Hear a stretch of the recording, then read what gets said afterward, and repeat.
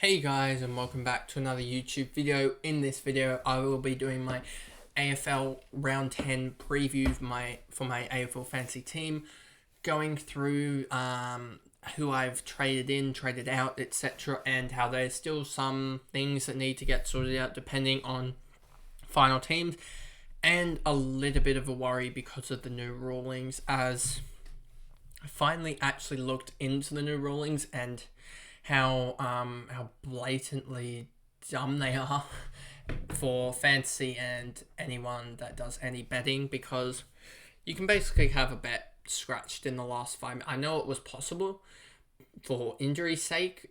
You could have something scratched 5 minutes to go, but for example LDU, etc. But now some guys can just sort of be seen and warm up and been like, oh, you're not up to skill today, you're getting swapped out from a guy from our emergency list, and they don't have to admit a reason, etc. It can just be omitted rather than injured. So before we get into the video, remember to like and subscribe, turn the notification bell on so you know when I upload, and let's get into the video. So as you can see here, this is the team at the moment. Currently 134k spare, but that could change depending on Fahey and Sharp. As you can see here, Fahey is currently on the midfield bench, but Sharp could be there, and that if Sharp is there and Fahey's not there, we will probably see, there is a chance that we will now see Wilmot go and Chincotta stay, because Chincotta has the it's like 5 or 6 better break even. So I don't know if I will go. That's still sort of a decision I have to make with Chincotta and Fahey. I mean, not Fahey, with Chincotta and Wilmot, and I have till basically Saturday night to make that call. I think, yeah, I have till Saturday night to make that call, as one of those will be the guy traded out for Sharp or Fahey. And Fahey plays the last game of the round, so it doesn't matter as well, as these trades will be very not so locked in. So it'll be really good for me that I have a lot of flexibility, as all these guys traded play on the Sunday as well. So getting into the side, Nick Dacos takes up again his position at D1, 115 last week. Just keep it up.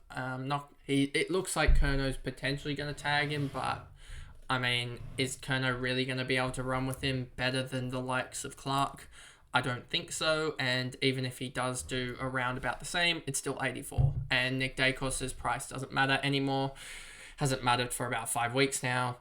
Tom Stewart, 801, as what's Nick Dacos' ownership now? 60-odd%? 63%. That'll probably just continue rising, especially if Nick Dacos gets tagged and gets a high break even, etc., and starts to dip down to the 900k range. But he's still D1 by like a country mile, so it doesn't matter at all. Stewart's just here, 96 last game, a little bit disappointing, but plays Freo in a mark-heavy game, and I think he'll do well, considering Lloyd went 100 last game for the Swans against Freo, and they had other guys like Francis, a key defender, go 75, so Stewart can just pocket those intercept marks, as well as pocket the just kicking around the back against Freo, and yeah, he should have a field day. Then you got Will Day here, a little bit down performance, but has the good matchup now, and also has St Kilda and Port and Brisbane, so he's got a pretty good run, and that should help him out. And then we come to Wilmot, and he does have at the Gabba the Gold Coast Suns, and if we look here and you look at his last, even just from round 3 to round 9, his even games are really horrible. So I could look at trading him out if we do get a change in the, if Chincotta holds, or if Chincotta even gets back on field, that could be interesting, but I don't think he will. I think Chincotta will be part of the bench, will potentially sub. So yeah, if Chincotta is definitely named in the emergencies, I'm getting him out, as I do not want to cop a emergency score to break his break even, when I could just have Wilmot, who is slowly going to make cash up towards that 410k, 420k. And then we move on to Duggan here, and yeah, he looks like the player of the last couple of weeks, to be honest with you. Good pod, and I just hope he continues on. He's got Hawthorn at Utahs, and they should just be kicking the ball around the back, both teams. It should just not even bother scoring. Then he's got Essendon at Optus and Collingwood at Optus, and I hope he's down back for that Collingwood game, getting a lot of kickouts or just getting a lot of receives off Witherden, as it's really hard to score against the Collingwood midfield, and I don't want him getting the midfield rotations. And I was sort of happy to see that he had 13% against was it Gold Coast? Yeah, Gold Coast, but 44 against the Tigers. Hopefully he's sitting at 30 or so % against Hawks, as that'll really help him with his scoring. Then you got Will Powell here, 77 last game, just hoping for a pickup. I think they'll go back to kicking around the back a lot because they're playing the Lions. Then they play Western Bulldogs, they'll need to kick it around the back there. And then they're playing Adelaide, who I think they'll need to kick it around the back there. They are playing at TIO, which I think is a smaller stadium. I think it is. It's so that'll be interesting, but hopefully that doesn't hurt their output. And then Cowan not playing, so we'll move on to Mitchell, and he has that good matchup. And we know that Sicily loves Utah's stadium to play at, but doesn't like Tasmania to actually go there. So really weird. He seems to play well at Utah's, but hate it. So yeah. So if he plays well, snagging all those marks, I think it will relate to Mitchell playing well as well, because they sort of, both of them seem to go in tandem at the moment. Then we move on to the midfielders, and you've got Green here, looking for a bounce back game. Yes, he's got St Kilda at home, and then he's got the tough game, but then he has sort of 3 easy games to go into his bye round. So I'm expecting sort of a good... So he's got 5 games, right? I'm expecting potentially 550, 560 points from these 5, and then just hold this. He might dip a little bit because of this. I'm expecting sort of a 120, a 90 here, and then sort of like 105, 110s from a couple of these games here. Maybe 100 from here and 120 from each of these 2. That will get him close to that, 550 that I said. And yeah, that's sort of what I expect from him going into the bye. But pleasantly will be surprised if he goes more. And then we've got Petrarca here, who's got a really... this will be a tough matchup here. And then we've got the Carlton game. They've got the Freo and Port. So Petrarca, I'm just hoping goes 105, 110. The injury concern is not a problem, and I'm pretty sure he even got taken off the injury list, even off like the test list when they announce teams or whatever. I will quickly look that up when we're going through Bontempelli. Bontempelli, I'm just honestly hoping sort of similar to Petrarca. I mean, they're both very, very similar, as one's averaging, where is it? One is averaging 108 and one is averaging 106. So yeah, pretty similar between those two, as I'm going to get it up when I get it up here. Petrarca is still a test. That was on the 16th and we're on the 19th now, so that was 3 days ago. So I think he obviously passed that test, and I think he's in line to play in that midfield. And yeah, so that's that. Then we move on to Rosie. A little bit disappointing from Rosie, but he's only got to last another 3 weeks for me, as I don't like really this matchup or the Geelong matchup either. So I'm getting him against Melbourne will be tough, but then I get this good game here against Richmond and this good game against Hawks as well. And then he gets to go, and I get to replace him with the likes of a potentially Brayshaw, Sarong, or someone from Brisbane, Sydney. Maybe you can get away with a Parker and give more cash to be able to upgrade. Maybe I can get away with getting a Parker and another 700k guy, and basically finishing off my my rotations, I guess, or something like that. But that is basically the plan at the moment for that. Then we move on to Whitfield, and I really like his run in. He'll have the ball. St Kilda back off, so he'll have the ball here. Geelong will be a tough game, so he'll have the ball a lot, I think. A tough game in that they will bring the heat and they will get a lot of scoring opportunities, and he will be basically on a good kick-out sort of rotation. I know it is someone else's. They've slipped my mind is on kick-outs with him, but I think Cummins had a couple kick-outs that he will get, and we might see Fahey get a couple kick-outs if he gets into the side, but I do think that Whitfield will be getting a lot of these cheap marks. And then he's got Richmond, North, and Freo, and Freo are the sort of the same with the likes of the St Kilda. And then North, he should do well down in Tassie, and then he's also got the Richmond game, which he could absolutely tear apart. And he also gives me a little bit more protection against, I guess it is sort of this, it's sort of a mental thing, is that I do drop a lot in the GWS games at the moment, as well as I do drop a lot in the Adelaide games, and I've just sort of known Adelaide is, I can't get anyone from Adelaide, but with the GWS I can rectify that with Whitfield, as his scoring should be sort of untouched, and as he's a pod, and that'll help me, I guess, be a little bit less worried when GWS play, that my ranking is going to go through the floor, basically. And I guess that's just a mental thing. It's not actually a good fancy approach to just trading guys that you don't have from a team, as they could actually be the bad option. You just got to go with the better options player wise, as especially with me, it's not like I'm stacking up on the GWS guys. I've only got 2, so it's not like me getting another Gold Coast backman or whatever, as that is a real worry with 3 backmen. So that's why I'm trying to get out of Atkins quick enough, and I'm still monitoring McPherson, as McPherson could be gone by the in the buys. So that is a worry.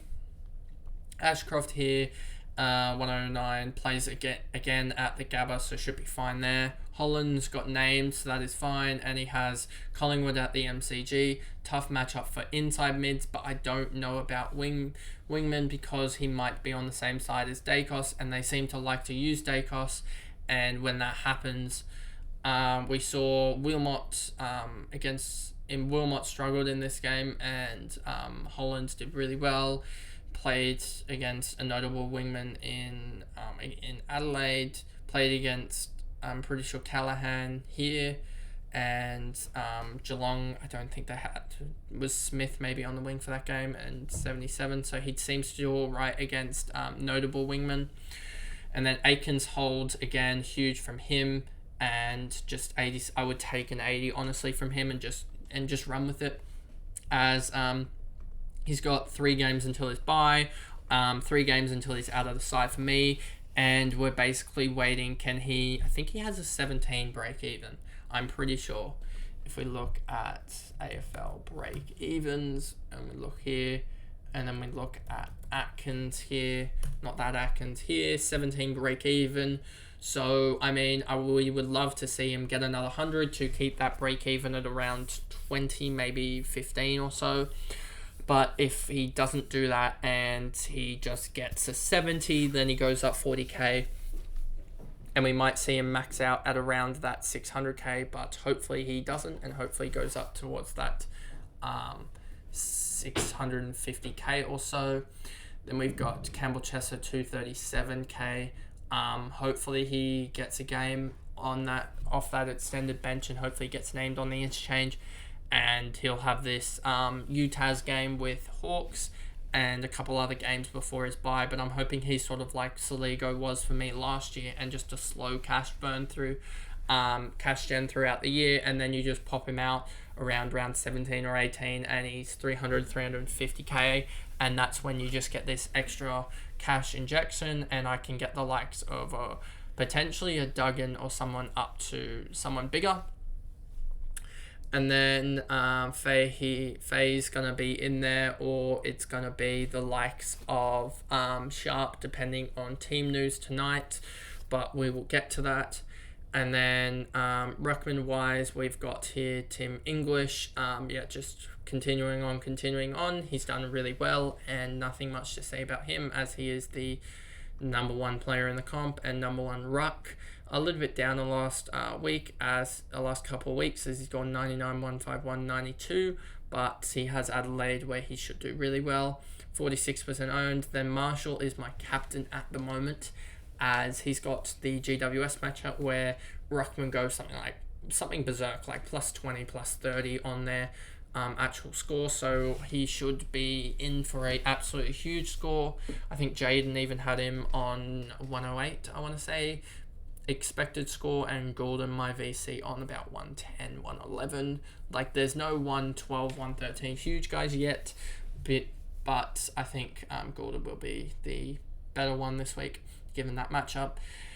And then we've got Samson Ryan here, 72 last game, and I'm really, really worried about the impact of Nankervis on Samson Ryan. Yes, he is the key forward and secondary ruck now for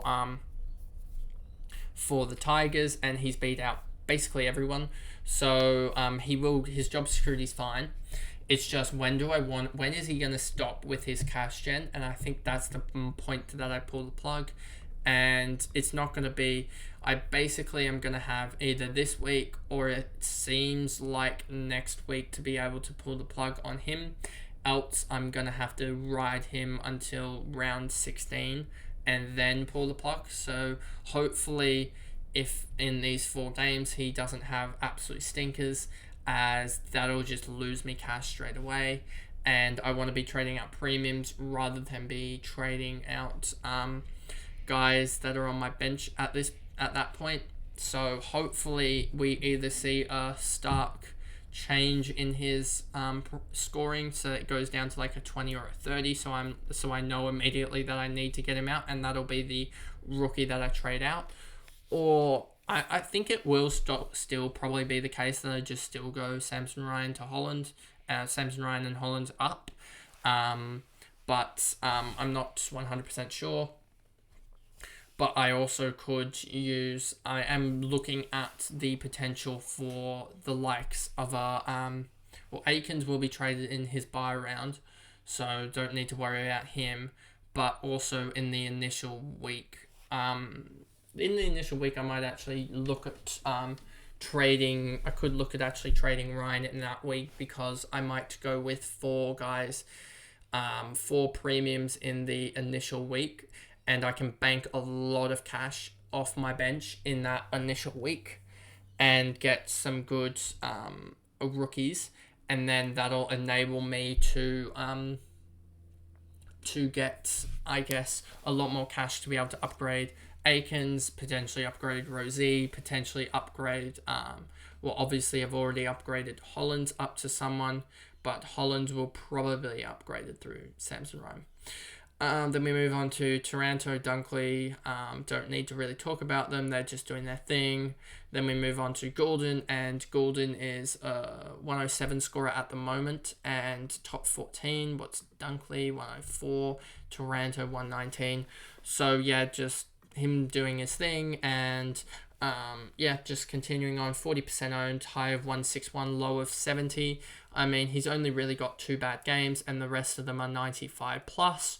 So, I mean, he might be the almost pick of the season to be playing him. Then we got Zeeble, Sheasel. They come as a combo, and 104 from Zeeble and 81 from Sheasel. So Sheasel's getting iffy at this point, but 102 in his last 3, and that 47 starts to creep closer to be getting out of that rotation of last 5.